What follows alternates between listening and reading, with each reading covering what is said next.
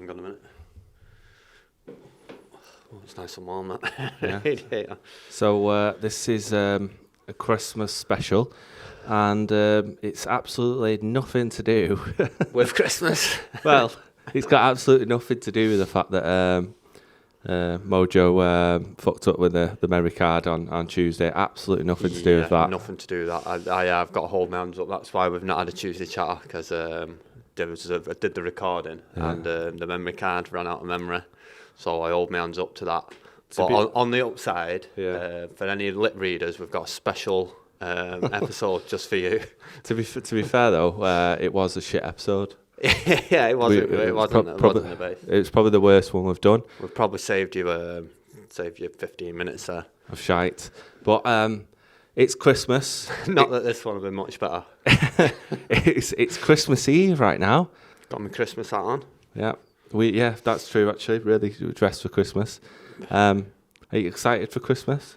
No, I fucking hate Christmas. I do. To be honest with you, I'm not the best at Christmas. I'm dead inside. That's why. Oh God! Merry Christmas! Yeah, I'm joking. Love Christmas. Well, I'm glued to my phone. Try to on Discord, see if anyone else is on there. But time for family, isn't it? Yeah, time for families and football. rejoicing. Football's on. Boxing Day, the Prem. Football, yeah. Oh, brilliant! Oh, it's nothing better than. It's a British tradition of football at Christmas to get out of the house on Boxing Day and watch football. That's when it gets to the end of Christmas Day. You're just thinking, oh, football tomorrow. Got me. When's the deadline actually? Is the deadline before Christmas Day or is it on Boxing Day? I'm not sure actually. I'll have a look now. You keep talking. Yeah, that'll be the game week. That'll be the game week we're in now. Yeah, you keep them entertained while I check the. It's Christmas. That's pretty good. So 19 hours and 10 minutes is the deadline for that. So that's tomorrow. Yeah, but we haven't said it's Christmas Eve. So. Oh. Yeah. So the deadline's already passed for the Boxing Day fixtures. I've got a few Liverpool players in there. Alisson. I've not got much going on really. I'll get an all-star out. Yeah. Well, the game week after that is when everyone just comes out of nowhere. Like I think Belgium, Spain, and you're like, come on. Yeah. Well, Belgium are playing now, aren't they? They played a couple of games this week. Yeah, and they played the cup. Yeah, but the next week I'm saying it's near enough a full league. No, that's part of this next one. All right. Because I've got a few Ghent players. I'm looking forward to getting them in under 23. Trez or Van der, whatever he's called. So I've got them, but that's part of the same game week. They played in the cup last night, I think. Very good. They won. So what about having a little bit of we're going to have a bit of a roundup, aren't we? Yeah. Yeah, on Sorare, really. Yeah. See if we can squeeze it into 15 minutes. But yeah, do you want to just talk about yours? I'll start off really. So yeah, I've had a pretty good year. So I'm coming up to my second year now, and I worked out last year. Obviously, there was only the football involved, and I'd actually won a card, one every week on average. So I'd won 52 cards within that year. Which I thought was pretty good. Obviously, you've won more than that, but I've for the size of the gallery. Yeah, for the size of the gallery, and this was before limited as well, so there was no limited. They were all rares these in that first year. So I just wanted to make sure. I wanted to top that. Obviously, you want to get better, don't you? And then obviously we've had the basketball, so that's fingered. But I've had a decent year. I've bit upset about the revs. At the start of the season, MLS, I went balls deep really into the revs, and a lot of players got sold. Which was a bit gutting. I think that's MLS though, isn't it? They do it on purpose to make sure that it's fair, and then like you get teams like LA, the LAFC that were shit the year before, and then they've just done really well this year. Yeah. But I think next year. Like next season, there'll be another couple of teams that'll just come out of nowhere. Yeah. Tell you, it's one of my picks. I'm just absolutely interfering with your roundup. But No, I forgot the name. Oh, right, thanks for that. Anyway, carry on. So, yeah, they've, what's the name, just done the drafts now. So the bottom of the league team get the first pick of the college. Yeah. The new players coming through, which is quite interesting. And is it a good way of doing it? I think it's. I think for the neutral, fair, but I think not that for people that have got a rev stack. Well, yeah, that ties into it ties into like making the lower teams. You know, they've got a little bit of an advantage there. Yeah. And I think that helps out. Yeah. Well, DC United were up there, weren't they, with Rooney? Yeah. And then since I've been following MLS, I've done fuck all. The other thing with MLS is I didn't realise about all these little kinks in the system. I didn't realise that they're only allowed to spend so much, and there's like wage caps and stuff like that. So when I was buying the players, I didn't really take that into account. A lot of the players I bought have ended up going elsewhere. You know what I mean? And I really didn't account for that. So what have you learned from that? Like, yeah, don't put all your eggs in one basket. Yeah, I've actually learned not to. I don't think stacking's the best idea in MLS because the stats just get absolutely annihilated. I think if you want to keep that stack and you're expecting to hold on to it for a period of time, where like you Bayern Munich and stuff like that you know them players are going to be there all the time, but you're not going to get that in MLS because there's just so much movement. I agree there. I think the players have only got a certain shelf life, because if they do too well, then they're off. And if they're shit, they're off. I think you probably you need those they get into the end of the 30s that you just know are never going to leave MLS. Like Gil, for example. Gil, Carlos Vela. He's staying there. You know what I mean? He's gonna pretty much see it out, isn't there? Yeah. You know what I mean, so them players. So if you're looking in Europe, you're probably looking at younger players that are going to rise through that team. I think with MLS, you're probably looking for like I'm say middle-aged. I mean, Hernandez. Like Chicho is not good. Chicharito is not going anywhere. You know they're going to stay there. They're going to stay there for a long period of time. So you've just to round that up. You've learnt that stacking in MLS is dangerous because the volatility. Holding so many players and sticking to one team in MLS isn't the best idea. That's what I think anyway. That's from my thing. But I'm a little bit of a sucker for. I get into a team and then I stick with them. You know what I mean? You become a fan. Yeah, you can become a fan. Got a hat on. I've got my hat on. It's fucking glued to my head. But the other thing is now I have a little question for you actually. So going into the basketball now, I found my team now in basketball. But, I think I'm a Hawks fan. Yeah, I Trey. like the Hawks. Trae Young, and it's just because I've got the cards and I tend to watch them. And you sort of like you watch them and you like. I've seen that AJ Griffin now, like young lad, 19 years of age, and you get into these teams and you're following them. Like. I think in basketball you really have to know the team, because then you need to know the players that are going to come in for the injured players. But it's something we always say is like watching these games and like knowing the teams, like just get to know a couple of teams, and by doing that you can hone in on them teams and you know where they're going. I've not got one yet. It's a part of me when I first got into the football side of it, and like I've seen the prices rising of these cards, and if you look back at like the early cards and you look how much they went for, like some of the keepers were going for like silly money. I mean, I was lucky enough to like pick up a few keepers early on. I say early on, I thought they were dead expensive at the time. But someone looking at my cards bought then will be like, fucking hell, you got that for a bargain price. And I look at that now, it's like when cards were going for like 10, 15 quid, I think, is the NBA doing this? And it's like, I'm sort of like the fear of missing out on what I get in on this, in on the action, like early doors. Well, these cards. I know what you're saying. I think they will go up. The thing that I think is super rare is the rare. Yeah. I know what you mean. Because of the scarcities, it's confusing us.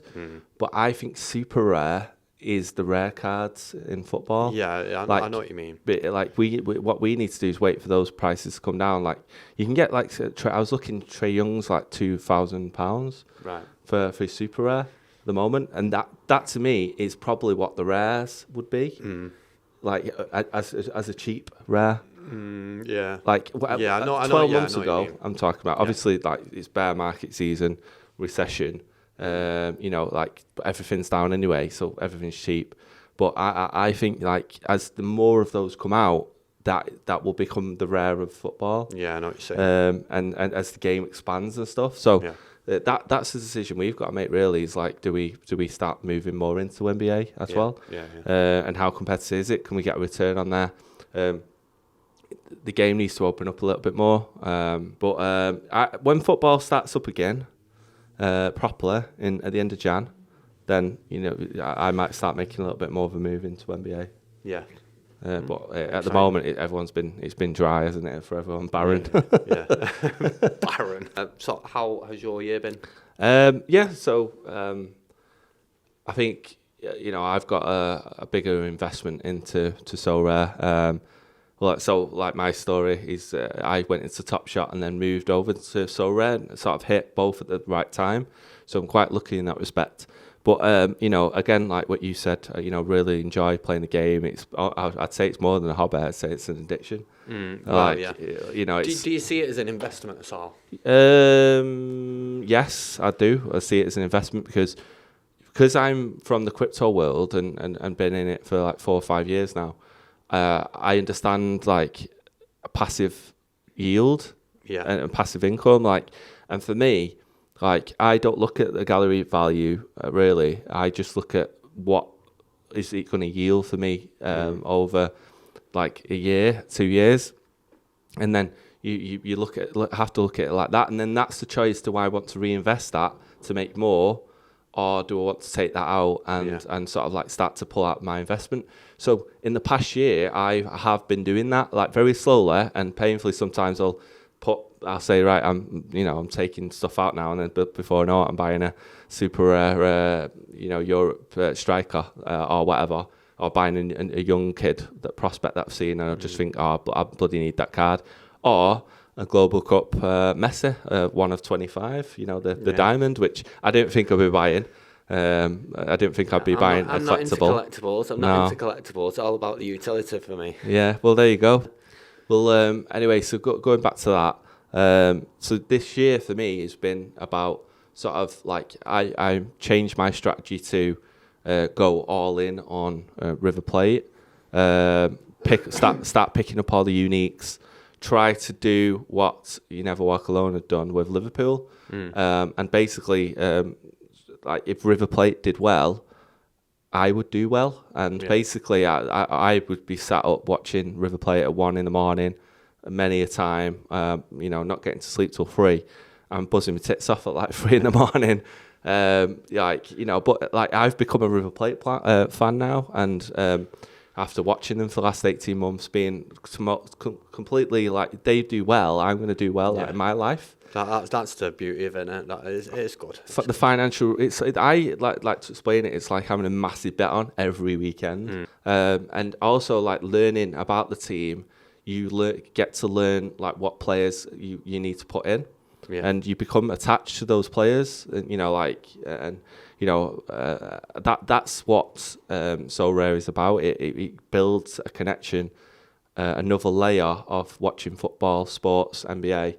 It gives you that extra level of like being connected to these players. Like in terms of like my year, so weirdly enough, River Plate actually smashed it the year before. I picked up Enzo Fernandez and Julian Alvarez, blah blah blah.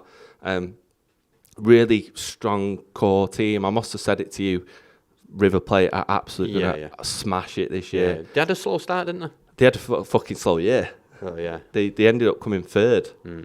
They didn't even get to the final. Boca and Racing, like they were just abysmal. Basically, the defense just couldn't. Like Armani was saving 8 shots a game, like one-on-ones. Like I just couldn't believe it, and they got knocked out of the whatever it's called, Copa Libertadores, whatever, and they just never got going. I don't know if it's like the pressure from the previous year where they smashed it, where they went on a massive winning run, because they didn't have any cups, but like the youth coming through, Enzo Fernandez and Alvarez leaving as well. That didn't help, and they've only just started to cobble themselves together. The manager's left now, so for me, I just had that really bad run where I thought I was going to do really well. Then I had a couple of wins towards the end of the season randomly, and ended up winning a super rare Kimmich, which say, was fucking random as fuck because yeah. it was in global, and you don't usually get those types of cards. You get them in Champion usually, but like when I opened that made up for all the previous times that River had let me down. So like I end up selling that car for 36k plus Salah. What did you buy? What did I buy? Well, I took the money out and then put it all back in. Slowly, where like you do. Yeah, I don't know what I bought, to be honest. Probably a load of shit. I think I balanced my team out a little bit with like where I was lacking players, but I did take some out. Yeah. I had to buy the champagne. Did you take your wife out for a meal? Yeah, I did. I took her away for a weekend actually. So with have you got any pics? No, because do you want some? I'm trying to stay anonymous. Just give away that I've got a wife. But anyway, I thought that was a double bluff. Don't tell my husband. Yeah, don't tell my 5 kids. But going back to it, like. There's ups and downs really all the way through the season. I've had some good sales too. Like I sold Enzo Fernandez. Like I bought him for 3k, and I got an offer one day for 18k. I was just like, even though I love that player, and I just thought I really can't turn this down. Yeah. It turned out to be a good thing because it ended up selling sold 2 months later for 10k.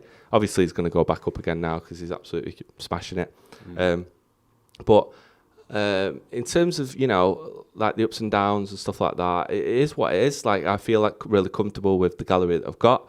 I've worked on it. I think I'm strong in a lot of the regions. I don't play Asia for that reason. But with Argentina coming back at the end of Jan, I think like I'm going to be really strong on this game because some of the leagues haven't started and stuff like that. And yeah, like, I'm still picking up the River Plate Uniques. Picked Santiago Simon up today and sold a couple as well.